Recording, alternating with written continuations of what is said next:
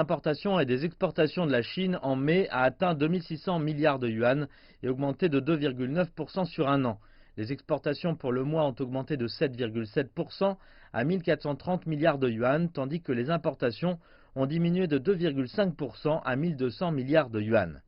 Li Kewen, directeur du département des statistiques de l'administration générale des douanes, a déclaré que le nombre d'exportations était assez impressionnant. Les exportations de mai ont progressé de 7,7% sur un an et ont progressé de 2 points de pourcentage par rapport aux 4 premiers mois, ce qui est un des faits marquants sur lesquels nous devrions prêter attention. Les récentes mesures d'assouplissement des politiques sont entrées en vigueur et ont permis de créer un meilleur climat des affaires.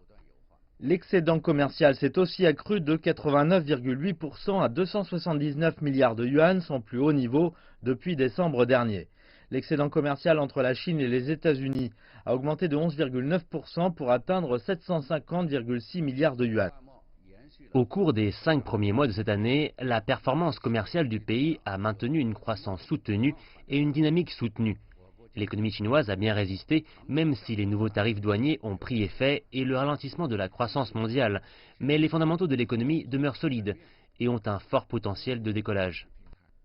S'agissant de la structure des échanges, l'administration générale des douanes a déclaré que les États-Unis demeuraient le troisième partenaire commercial de la Chine et que les exportations à destination des marchés ceinture et route étaient supérieures à celles des autres régions. Les entreprises privées ont enregistré une croissance rapide de leurs exportations.